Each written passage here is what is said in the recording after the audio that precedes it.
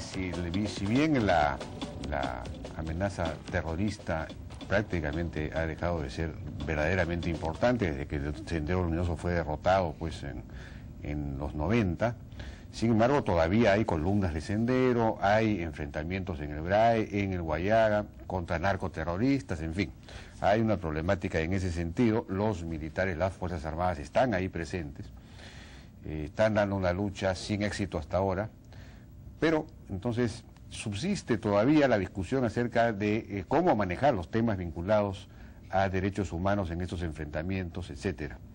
Hay una discusión en torno a los juzgados anticorrupción y a lo que ha ocurrido en ese terreno en estos años. Hemos invitado a dos distinguidos abogados especialistas en estos temas que se presentan al Congreso por sus respectivas agrupaciones. Estamos con Víctor Robles, que es de Fuerza 2011, y Ronald Gamarra por Perú Posible. Ambos son candidatos al Congreso. Buenas noches, ¿cómo están? ¿Cómo les va? ¿Qué tal? Buenas noches. Buenas noches, Jaime. Bueno, buenas noches, ¿qué tal? Solo periodista, no soy abogado. ¿Ah, sí? Sí, soy periodista, pero muy aficionado al derecho, eso sí. Sí, por el desarrollo de los acontecimientos políticos. Sí, pues todos hemos desarrollado... Todos aprendemos algo. Habilidades especiales de adaptación a la realidad. Bueno, esa es un poco la pregunta. ¿Cuál es su evaluación acerca de este tema en general? Los sistemas anticorrupción, la manera como se ha procedido, el tema de los militares. Hay toda una discusión acerca de si se comete o no injusticia con los militares que no son juzgados hasta ahora, etcétera. ¿Cuál es su posición sobre eso?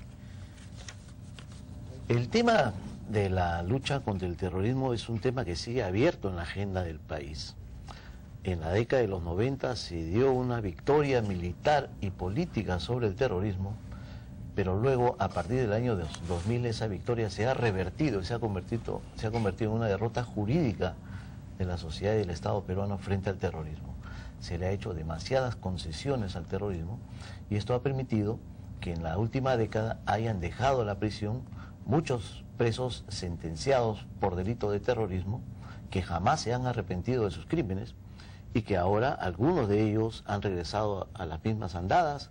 Por ejemplo, el caso de Atilio Caguana, que fue recapturado en el BRAE como uno de los brazos de Clay y ahora está nuevamente preso, pero tal es el grado de retroceso que hemos tenido en esta materia que al señor Caguana, que lo hemos recapturado reincidiendo en delito de terrorismo, el Estado peruano lo tiene que indemnizar. Le tiene que pagar una indemnización, porque está en una lista de personas víctimas de violaciones de derechos humanos de parte del Estado peruano. Entonces, pues hemos tenido un retroceso tremendo, ¿no? En el plano legal, sobre todo, nuestras fuerzas armadas, las fuerzas policiales encargadas de combatir al terrorismo, están huérfanas de apoyo legal. Si ellos salen a una confrontación con los terroristas, hieren a uno, pues simplemente tienen que someterse inmediatamente a una investigación fiscal, siendo sospechosos de homicidas. Entonces, no hay pues protección legal para ellos, ¿no? De ninguna manera. Y bueno, en el plano judicial existe toda una estructura judicial que es totalmente antimilitar, aplica una doctrina jurídica que es antimilitar, como si el ejército peruano, la policía peruana fueran enemigos de la sociedad o ejércitos de ocupación y no nuestros defensores, son instituciones de la democracia, son parte de la estructura constitucional del país y sin embargo los ven, han sido convertidos en una suerte de enemigos de la sociedad peruana por una campaña política que me parece absolutamente injusta, ¿no? Juan Gamarra, ¿cuál es su posición sobre esto? Los senderistas y los democracistas fueron los iniciadores de la violencia en el Perú. Felizmente en democracia hemos sido capaces de investigar, juzgar y sancionar los graves crímenes cometidos. Ellos están en el lugar que corresponde, en las cárceles, pagando las culpas que les pertenecen.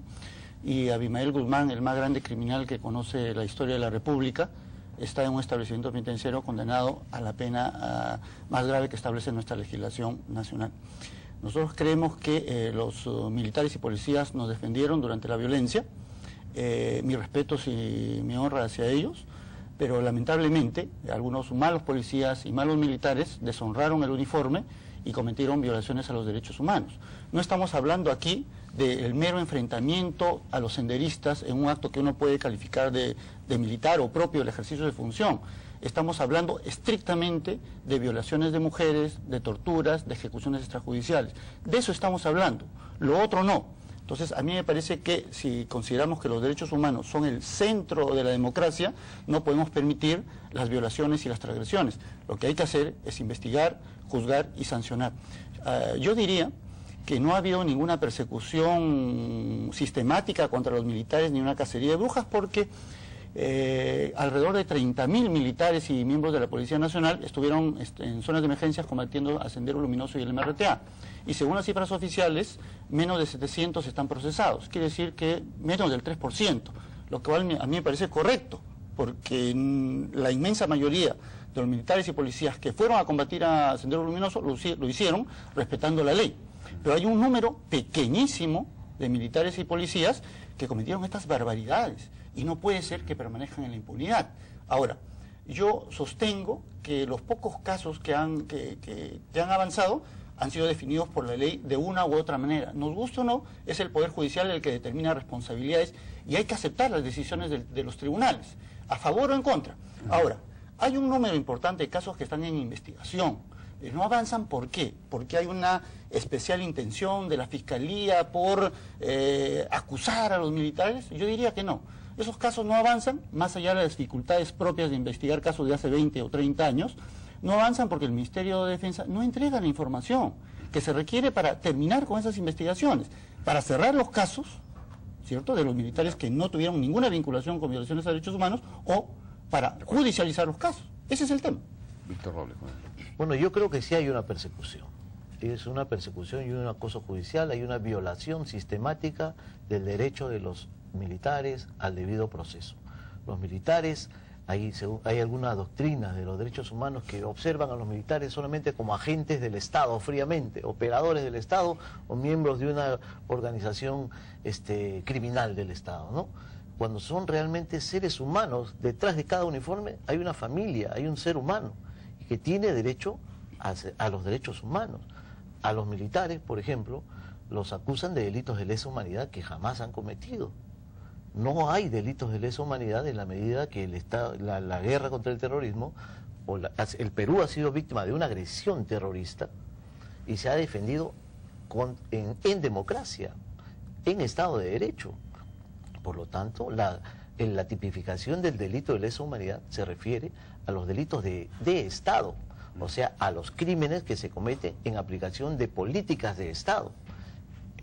Que yo sepa, en el gobierno del arquitecto Fernando Belaúnde no hubo una política de Estado de exterminio.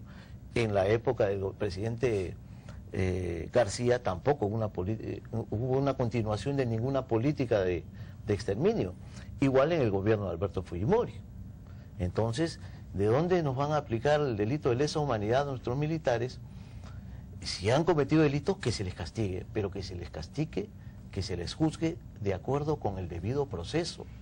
Eso es lo único que yo pido, que se aplique el debido proceso. Así como aquí Ronald defiende el debido proceso para los acusados por terrorismo, pues yo pido que se respete el debido proceso para los militares, para los policías, para los ronderos, que han luchado en defensa de la sociedad peruana. Correcto. Bueno, tenemos que ir a una pausa, si me permiten, y regresamos.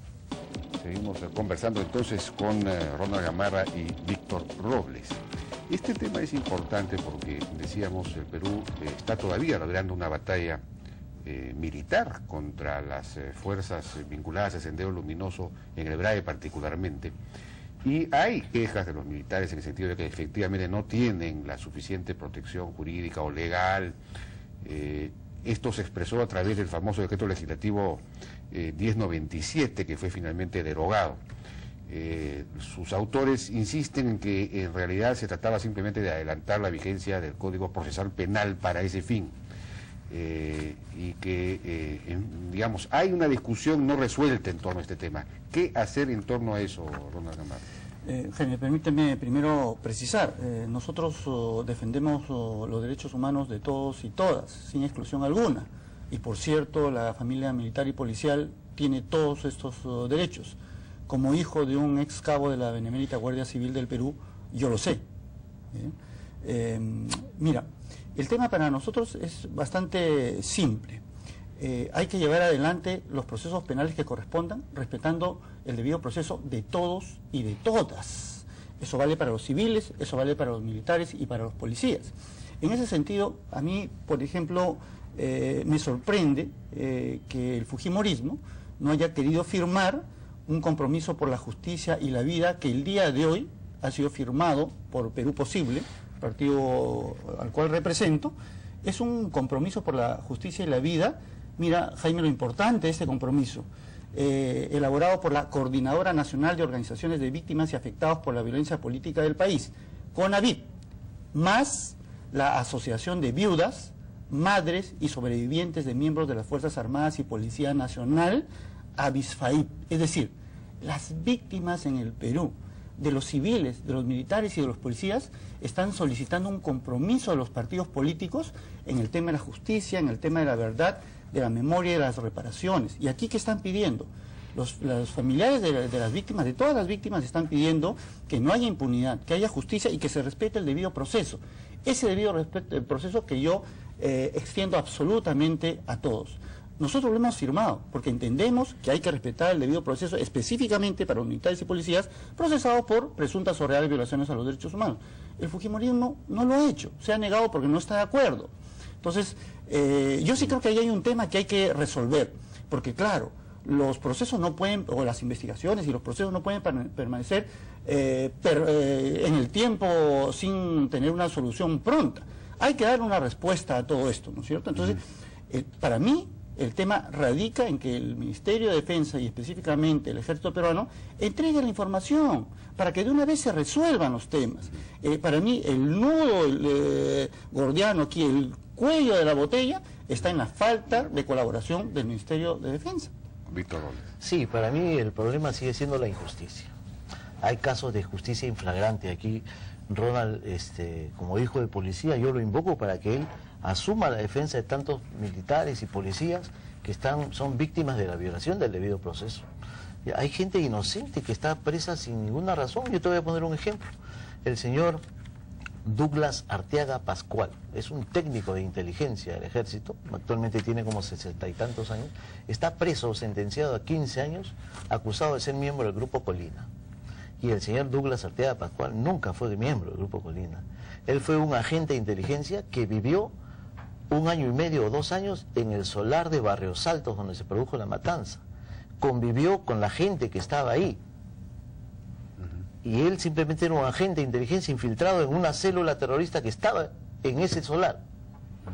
Y a él, por haber estado ahí, porque lo llamaron para preguntarle si estaban ahí los terroristas, él no sabía qué iba a pasar ahí. Y lo han condenado diciendo que es miembro del Grupo Colina. Entonces, esa es una injusticia enorme, es una injusticia enorme. Lo otro es los juzgados especiales, estos de derechos humanos. ¿Por qué hay ahí un hecho, en mi opinión, de corrupción antiético? Porque no es posible que la ONG APRODE, que promueve casos contra el Estado peruano, contra las Fuerzas Armadas, contra militares peruanos, tenga que organizar los talleres para enseñar o capacitar a los fiscales que van a ver sus casos y a los jueces que van a ver sus casos cómo tienen que juzgar esos casos. Dime, son capacitadores de los jueces, de los fiscales y acusadores. Eso no es ético, de ninguna manera. Eso, prácticamente lo que han hecho es condicionar a los fiscales y a los jueces, al extremo que hubo un caso de un comando de Chavín de Huántar, que hecho sea el paso, anuncio que dentro de poco se va a celebrar en una audiencia en la Corte Interamericana de Derechos Humanos, porque sigue abierta la acusación promovida por APRODE contra los comandos Chavín de Huántar. A uno de estos comandos ingresó a la operación, colocó una carga, la carga rebotó y lo lanzó 10 metros atrás, lo dejó sin conocimiento. Lo citaron para que declare en el juicio. Usted tiene que declarar, Oiga, yo me quedé inconsciente a los 15 minutos. Usted está mintiendo, está ocultando algo, usted es un asesino. ¿Qué clase de fiscales son esos? Dime. Y el hombre tuvo que llegar el video y decir, mire usted este video, ve este hombre que vuela y que se queda privado, ese soy yo. Los casos tienen que ser conocidos y debatidos no por los aficionados al derecho, sino por los expertos, que son los magistrados. Y tenemos que confiar en las decisiones que adopten los miembros del Poder Judicial. Y si no estamos de acuerdo, cuestionemos esa decisión ante las instancias pertinentes, nacionales e internacionales. Para eso sirve la Comisión Interamericana de Derechos Humanos. Para eso sirve la Corte Interamericana de Derechos Humanos. Pero hay que revisar, insisto, caso por caso, porque, a ver, los tribunales especializados en violaciones a derechos humanos han emitido sentencias en muy pocos casos. Si no me equivoco, menos de 20 personas han recibido sentencia condenatoria. Yo diría que un 70 o un 80% de los militares sometidos a proceso han sido absueltos en el proceso penal. Entonces, no hay una persecución, hay una decisión con la que podemos estar de acuerdo, sí o no, pero de los casos que han sido condenados, Jaime, yo te puedo dar nombres y situaciones que nos van a escandalizar, personas que son detenidas, llevadas a una base militar, sometidas a tortura, muerto en la tortura, descuartizado y arrojado al río Monzón. ¿Y quiénes son los principales testigos de esos crímenes? Los propios soldados, que acusan al teniente. Y ese teniente está muy bien condenado, por cierto. ¿Esos qué de militar tienen? ¿Qué de honor tienen? Sí, efectivamente. Aquí vamos a un tema bien interesante. Esos delitos son atroces. Claro, son delitos atroces, muy crueles, pero eso no los convierte en delitos de lesa humanidad. Por lo tanto, son crímenes, son asesinatos, son matanzas, son homicidios múltiples, pero no son crímenes de lesa humanidad. Porque si nosotros aceptamos que son crímenes de lesa humanidad, estamos sentando a la democracia que se defendió del terrorismo como un régimen totalitario, como un régimen genocida. Y eso yo no lo voy a aceptar de ninguna manera. No se trata que lo aceptemos o no, sino que son decisiones judiciales que establecen en determinadas circunstancias que esos actos califican como delitos de lesa humanidad de acuerdo al derecho internacional de los derechos humanos. Y yo insisto, son los jueces expertos e independientes los que determinan en cada caso en concreto si eso califica o no como crímenes de lesa humanidad. Perdóname. Lo determina un experto, no un aficionado al derecho, amigo Víctor Robles. No, yo lamento, no sé, de repente te has conseguido el título en la sangre, no lo sé, pero no hace falta ser un experto en derecho para entender, para tener sentido común, porque lo cierto es que el Poder Judicial, si está absolviendo a los militares, es porque no está aplicando la figura de lesa humanidad. Y decir que los jueces me están dando la razón a mí, no al señor Gamarra. Insisto que esos casos se establecen en cada oportunidad. Y cuando los jueces dicen que en el caso en concreto hubo un exceso, es que hubo un exceso. Pero en otros casos se está estableciendo de manera definitiva y cerrada que son crímenes de lesa humanidad, es decir, cometidos en medio de un contexto de ataque a la población civil sistematizado y generalizado. Y eso lo dicen los tribunales, lo ha dicho el Poder Judicial, la Corte Suprema, lo ha hecho el Tribunal Constitucional peruano. O sea, no se trata de un juez rojo, comunista, no, estamos hablando de jueces que aplican el derecho. Y sobre eso no hay discusión. Bueno, ya nos ha ganado el tiempo, yo les agradezco su participación en esta conversación, en esta discusión acerca de un tema que todavía está muy vivo y que sin duda tienen que encontrar alguna clase de salida para que los propios militares y policías que están luchando todavía contra este flagelo pues encuentren una protección mayor en el sistema. Muchas gracias a Víctor Robles y a Ronald Gamarra por su participación. Vamos a una pausa y regresamos con el padre Juan Cucarella, director nacional de Fe y Alegría, que ha iniciado ya su campaña de recolección de fondos para financiar la campaña escolar 2011.